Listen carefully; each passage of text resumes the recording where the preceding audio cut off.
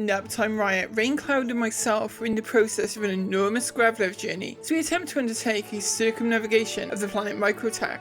And so far we've pushed on through good weather and bad, mountains, ice lakes, forests and plains. Starting in the deep snow of New Babbage, we travelled southwest at first, before turning at Calhoun Pass Emergency Shelter and proceeding west through Shubin Mining 18 and onwards through Shubin Mining 10 and Shubin Mining 13. The next leg of the journey is a 655km run from Shubin Mining 13 to Rayari Deltana Research Outpost, the final short hop before we face the intimidating open wilderness covering nearly a third of the way around the planet before we hit another man-made structure, one of the data centres, about 1500 kilometers away from New Babbage itself. At this point, we are beyond the halfway point of the journey, and with everything we'd learned along the way, we were sure to make faster time on the way back than we had on the way out.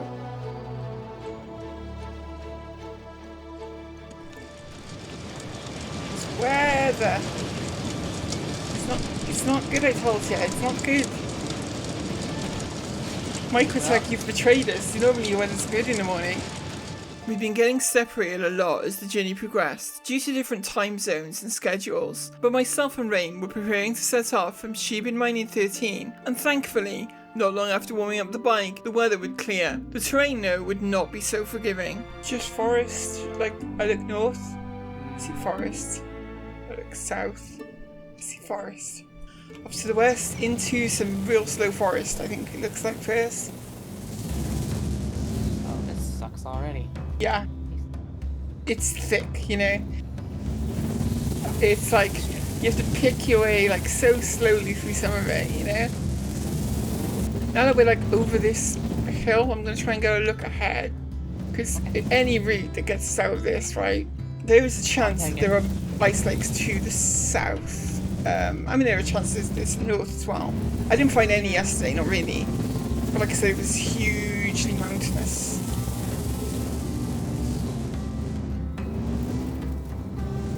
Oh my god, there is possibly an ice lake like direct west. Okay, that would be absolutely fantastic. Wouldn't it just be amazing, you know? Forest is getting more like pine out here, less snow cover, bit more open. And up ahead, the first good news of the day.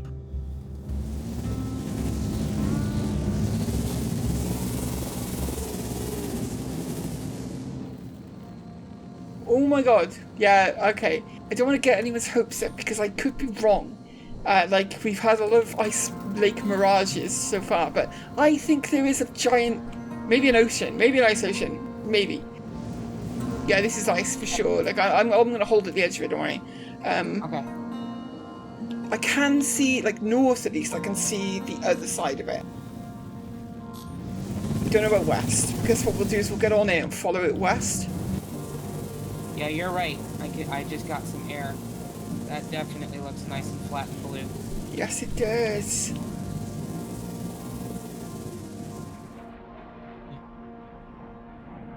Ice lakes and the much larger ice oceans we'd found have always given the fastest progress on our journey. Finding one is always a huge bonus. Wow, they're both damaged already. Alright. I bet you mine actually, because I had very, very minor impacts, but I did have impacts. I am looking good. I'm okay. Yeah. So let's navigate our way out onto the open. Look, it looks like to me, I mean, we got this hill in front of us, but it looks like there is a way through a gap, you know? Okay. I'll let you take lead. Roger. I can't be certain, but it does look like it gets blue up ahead there. That does. Could just be clouds again, like it's not guaranteed, but yeah, it's getting bluer as we go. It is definitely getting bluer. Check the horizon off in the distance there. It is blank. The horizon is blank. Yes, Ice ocean, baby. Yeah. Look at that. Look at the view. Like north of us, you can see mountains to the north, right? Coast to the south. Okay, I do see coast. A little bit of coast off to the like southwest. Wait, 5290. Roger. Okay, there's definitely coast coming up. If we go over the low ground still, we might be able to get another one of these. 30. sandstone now because there are rocks. Yeah, some gaps. There is maybe another ice lake ahead, actually. I don't know. Yeah, I think I see the line. Yeah, I'm going you see the big mountain ahead of us? I'm basically going like right side of it. Gotcha. The immediate path will turn into a network of ice lakes, and previously these had led to larger ice oceans, but as we just left one, it was not a guarantee. Yeah, this is ice. Okay, so we got ice coming up now. Not much of it, but we got some. And then on the horizon, looks like there is another potential ice lake.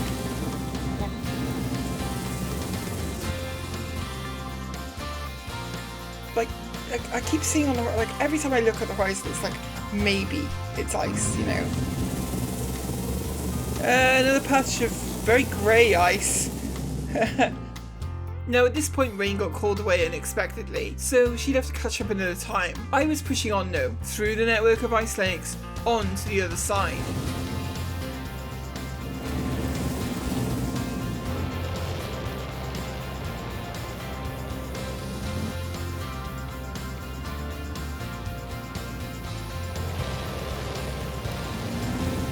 The weather was good and over ice you make tremendous time, but the day was still young and a lot can change on Microtech in a very short space of time.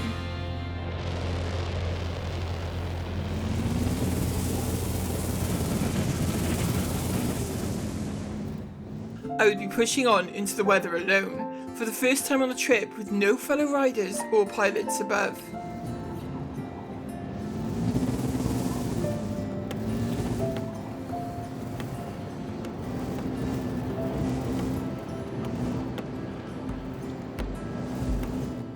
As the weather closed in around and we moved below cloud cover, the terrain was an expansive flatland tundra covered in forest. Not thick enough to slow the pace completely, but definitely requiring concentration.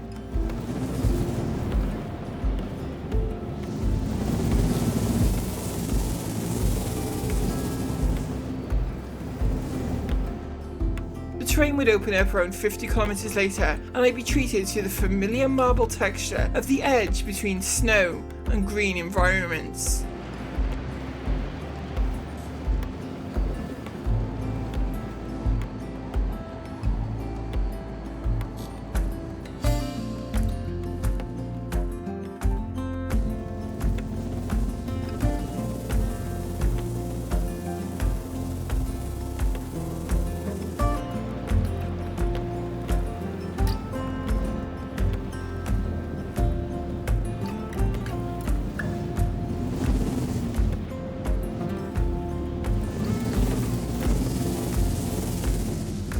And just like that, everything was different. Out from under the cloud shadow, the sun was shining, and we were making our way through a lush but actually pretty narrow stretch of high-speed green zone.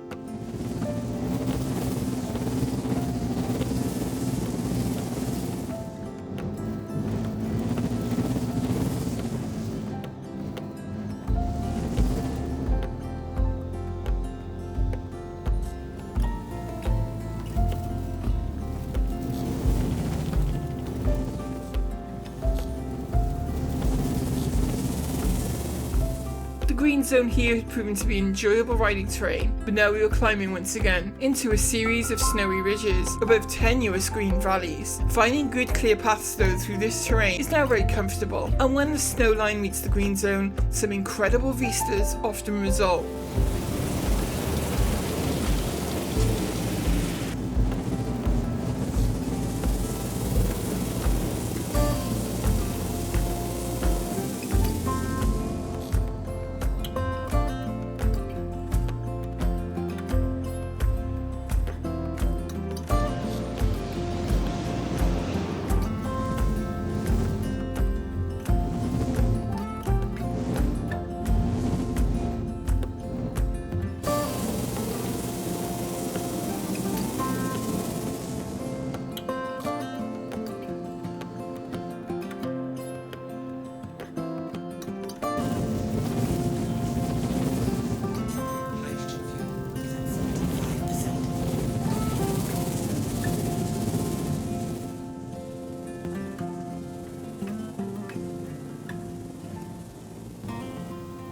As I pushed on, the valleys got a little wider, but the climbs got ever steeper, and I could tell already that some real mountains were coming up ahead.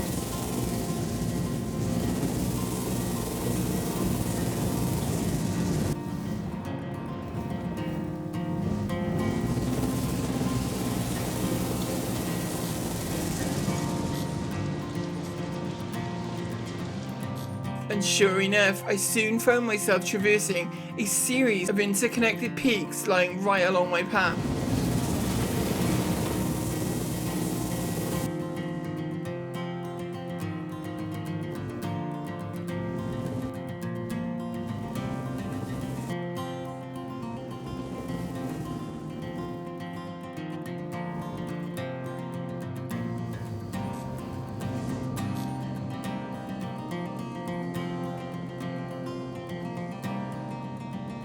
Now, the question of the best riding terrain often comes up when people talk about this trip, and yes, ice lakes are the fastest certainly, but they're also just flat and so don't really require you to ride the bike all that much. The green areas are beautiful, but always dotted with trees and obstacles, difficult to spot. I think I would have struggled to answer this question were it not for 100 or so kilometers of the journey between Shiba Mining 13 and Rayari Deltana, when the terrain turned from green to open and clear tundra and gave me the most enjoyable riding of the trip, as fast as an ice lake, but with enough variation to keep you engaged all the way.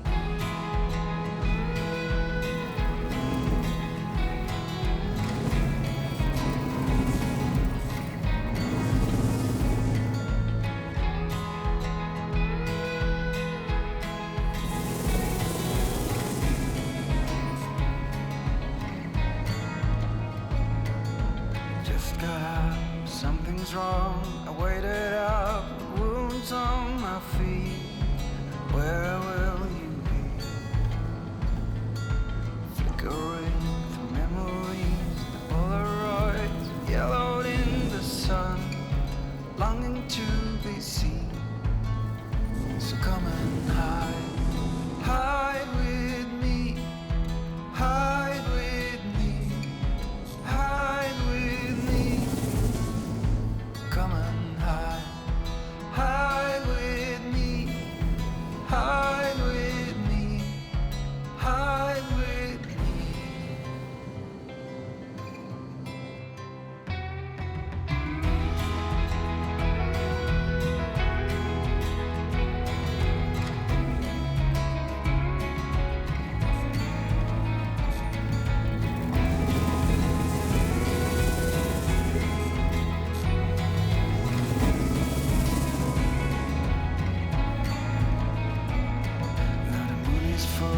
Stars are bright, I call you up just to hear your voice on the machine.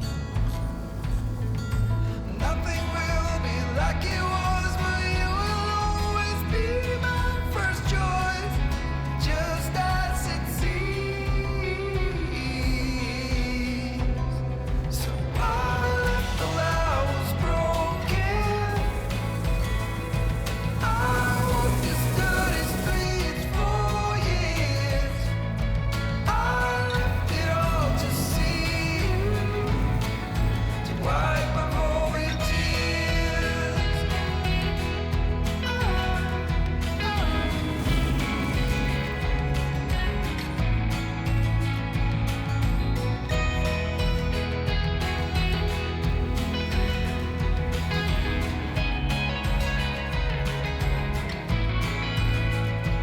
Will you hide with me, hide with me, hide with me.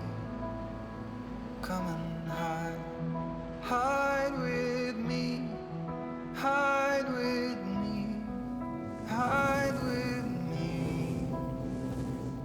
The sun is up, the clouds are gone, but I'm still here with wounds on my feet. Where will you be? If I left the house broken, I walked these dirty streets for years. I left it all to see you,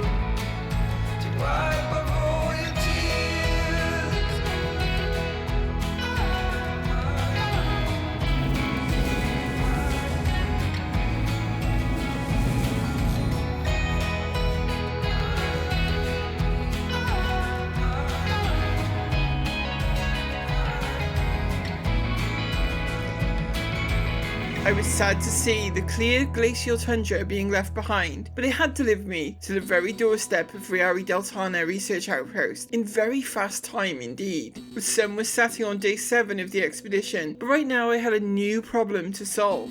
Finding the research outpost. See, what we normally do is have a pilot with us at the destinations to help guide us onto it. These outposts are very small targets in the context of the planet around it, and the map is extremely difficult to use for small scale surface navigation. I'd have to make the best of it I could though, as right now at least, no one was here to assist. I tried to gauge the general direction from me based on the map, but the closer I got, the more difficult it became to discern the difference between my position and that of the research outpost. I even tried turning up my lights to see if I could spot the lights from the outpost, but I quickly changed my mind on this.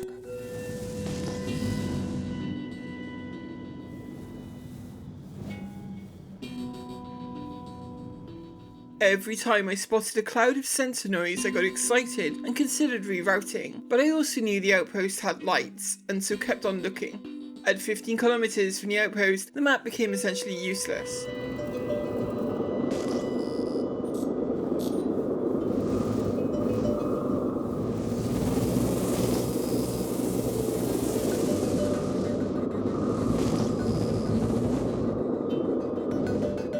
I knew it was only kilometers away, if that.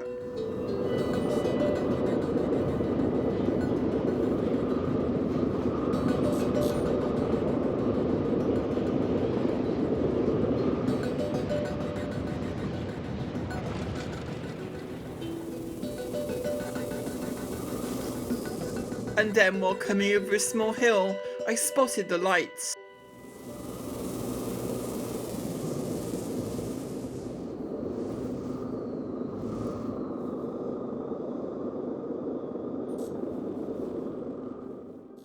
Day 7, Rayari Deltana research outpost, and one of the fastest legs of the journey so far. I was also surprised to see that this outpost had landing pads. I was expecting a much smaller base, akin to Calhoun Emergency Shelter.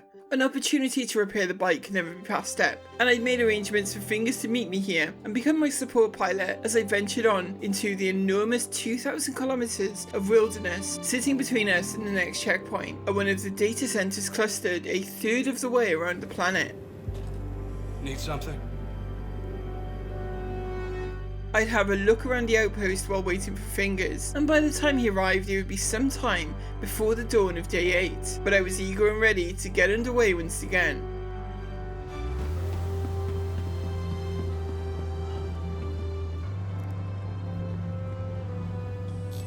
So I'm on the bike, and we are setting off into truly the great unknown, because there is nothing. No, there was just nothing beyond this point, really, apart from, 2,500 kilometers away, there is a data center. That's basically where we're going, is the data center. We didn't know this setting out, but as well as being the longest leg of the journey, this would also throw up a unique obstacle on the planet, something we could never have foreseen. Fingers had mapped out a route ahead of time that took advantage of some enormous ice lakes and oceans. It would allow incredibly fast progress, which we would need given the length of this stage. But to get to the first lake, well, everything has a price. God. All of this pain will be worth it. I want to believe you, I really do. Oof.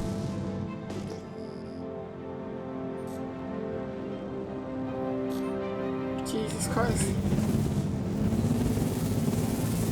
Some jumps, you've got to just make the jump. And then when you see a bunch of forests, you just got to kind of try and slow down as much as possible and just pray that you're not going to land right on top of a tree.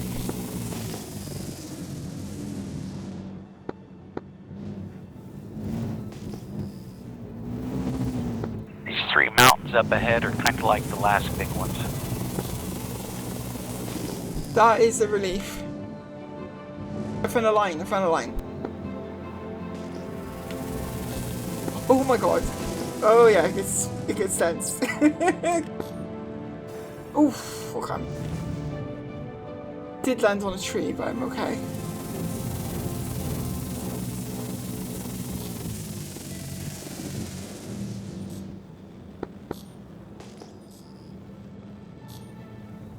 Woo! That was a convenient but very hair-raising jump. I think this is working out better. I'm still in thick forest, but I'm getting there. I'm making progress.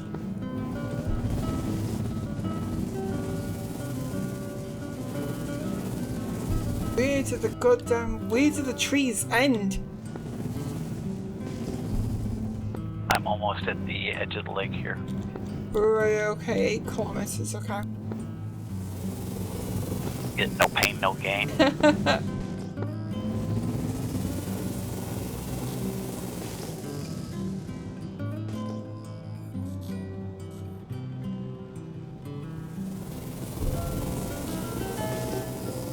Holy fuck, this is, like, honestly, like, I'm jumping to kind of make better time, but there's so, I'm looking at the forest ahead, it's, oh god. You've almost made it. Go slow, be patient.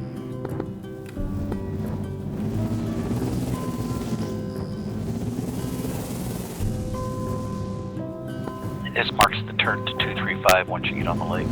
Roger. Some kind of problem, I think I've lost a couple of grav levels.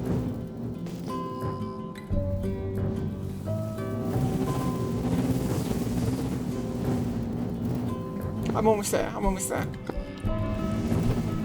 Okay, I see ice,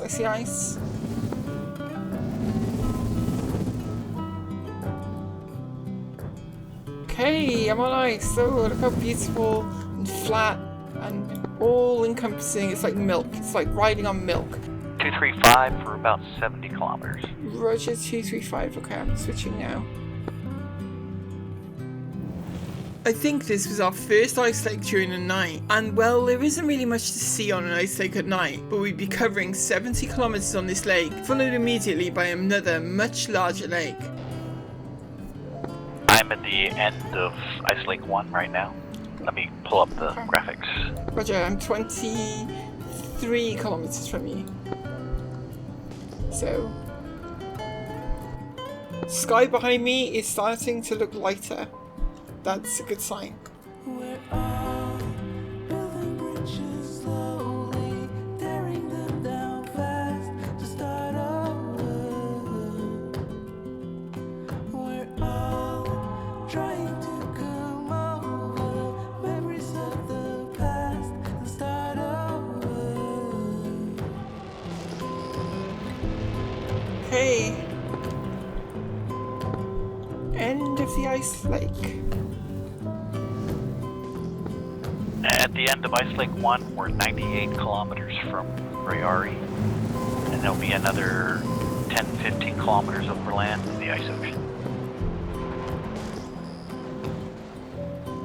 And I'm at the shoreline of the ice ocean. Damn, that was quick, Jesus. Picking my way there now. I only surveyed out to about 700 kilometers. Roger, okay. Look at that. Okay, so this now then is a guaranteed ice ocean. Are we changing bearing? Same bearing?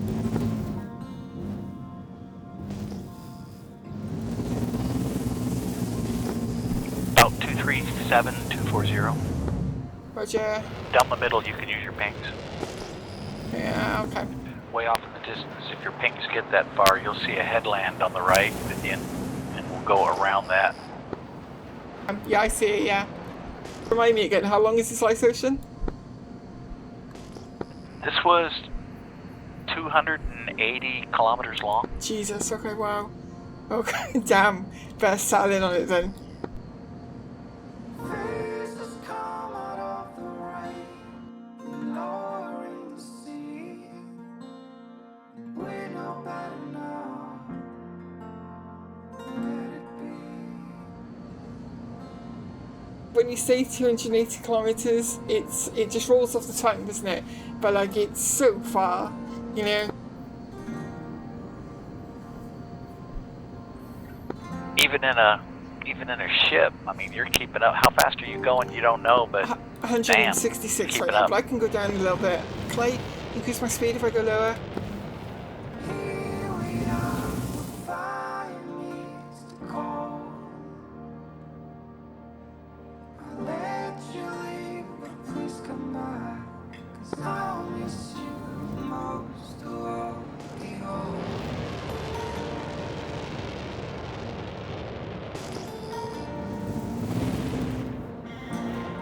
This initial band of trees is only about 1 kilometer wide. Excellent. Okay, that's good news. They're not actually that dense, to be honest. They thin out real good as we climb this mountain valley. Yeah, look at that. Okay, completely open here.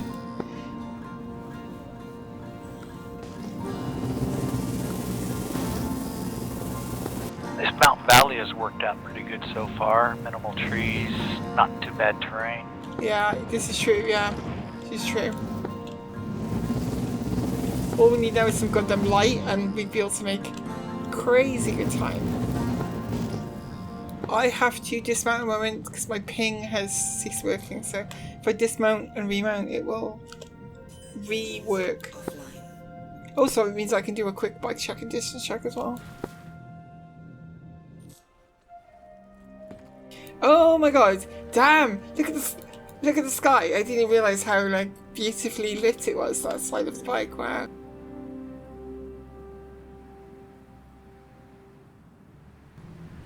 $1,500 as the crow burrows, you know. 1500 LVE.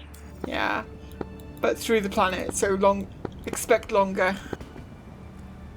As the sun was rising on day 8, we'd already covered 500 kilometers, and ahead of us was a long stretch of green zone with great variation in altitude. Between Fingers route finding and the clear weather, we were confident in making good time as we pushed on.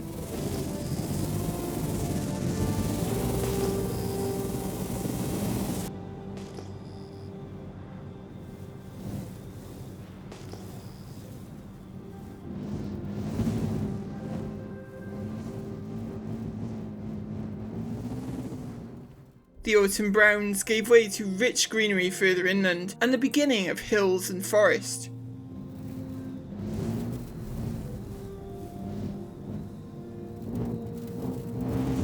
This ground looks like it has the occasional tabletop mesa, and other than that, it's rolling terrain. Yeah. It is forest-ish. I mean, it's light forest. I can make it through this. Yeah, I'm gonna call this medium forest. Sure.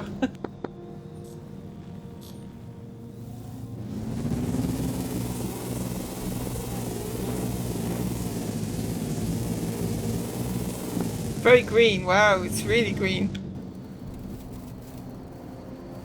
Looks good, pretty much more of the same. Oh, okay. So a big impact. Fallen tree. In the gaps. I'm still going. I'm still good. Got my brakes. I'm okay. In order to avoid trees, Fingers suggested sticking to the ground running along a ridgeline nearby, and it definitely was clearer.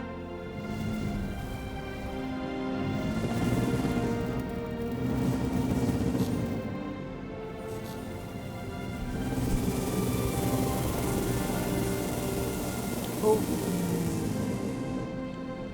Yeah, this looks good. This looks very good.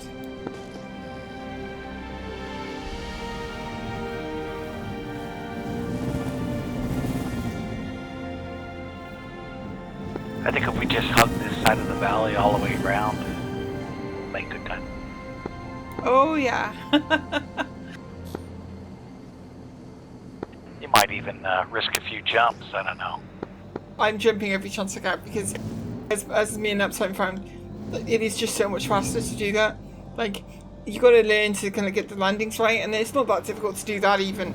But jumping is so much faster than riding through terrain. Okay, this looks very open now on the flat ground here, for a little bit anyway. Yeah, the trees aren't so bad. At 800 kilometers out, once again we were approaching the snow. Hi, I'm hitting the snow now. No, I'm not. I'm hitting an island of snow.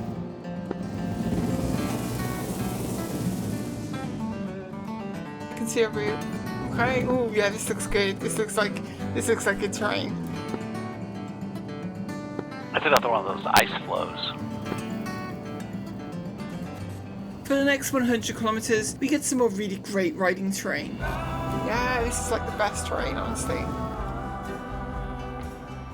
And that's dense forest to your right. This curves around nicely for the next 20 kilometers. It's like taking the back roads is shorter by the miles, but you get there so much quicker on the motorway. When the stars glow bright, the summer's old. In the misty bright moonlight, I were told. When the storm is raging in your head, feel there's nothing more ahead. Look what I just found. What we found, what we found. Another ginormous ice lake. Yeah, oh my god, okay, let's get on it. Although it's slightly north of heading. Well, I mean, I'll take it, right? Any... Oh, God. Okay. I will take it, yeah.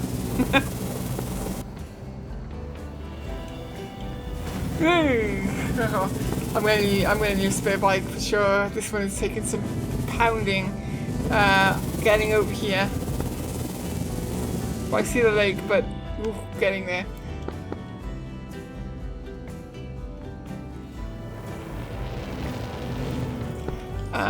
I had some real rough landings there, and oh god. I think I've lost some I think I've lost some maneuvering thrusters as well, because like side thrust is not very responsive right now either. I'm just gonna let it coast down. I'm just gonna like not touch anything. Just let it coast. 400 meters. Yeah, I'd say park it here and I'll go get a spare. Okay. I'm going to do a check on it. 3 maneuvering thrusters have gone, and funny enough, I do have 25% of 1 Gravlev remaining. Just upstairs. Oh my god. Let's see how... Oh my god. I didn't even realise. Do you know why it's not maneuvering well? I didn't even realise it. But I've lost one of the back. Yeah, I'm missing a part, and the other one's red as well. Okay, I'm shutting it down. I hope to God it lands soft. Oof.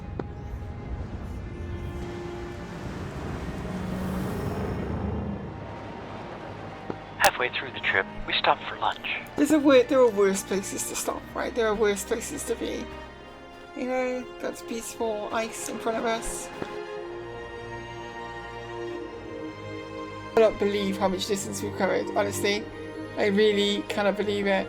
So, this next part takes some explaining, but here goes. We're looking at an ice ocean here of several hundred kilometers, and while Fingers was off collecting a replacement bike, I decided to run this ocean for the sake of time. The bike was damaged, but it's an ice ocean, it's flat ground, so wouldn't present any problems. This is what we thought anyway. And as you'll see, I spotted some strange problems initially, and I assumed it was the bike's damage causing it, but there was much, much more to discover on this one.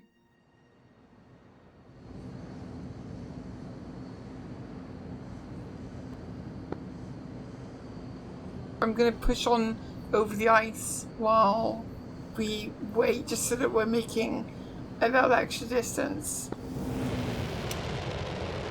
But I gotta say, this also looks pretty big. The this bike is behaving really strangely. It's having power surges or something, I don't know, but it's very interesting. I'm back on blue ice again though. What it initially felt like was that the nose was randomly climbing up in little spikes, and when I hit white ice again,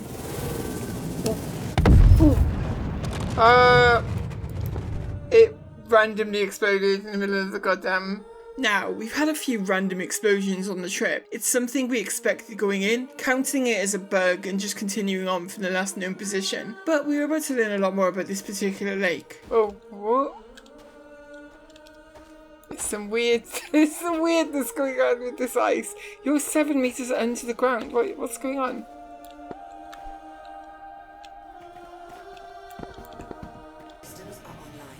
There appear to be holes in this here ice lake. In what regard? In what sense? Soft holes, quicksand, something. Wait, did you fall in? down to my knees. Oh my god. Maybe that's what happened then. Could be that we've hit an ice lake with some weird physicsy problems, you know?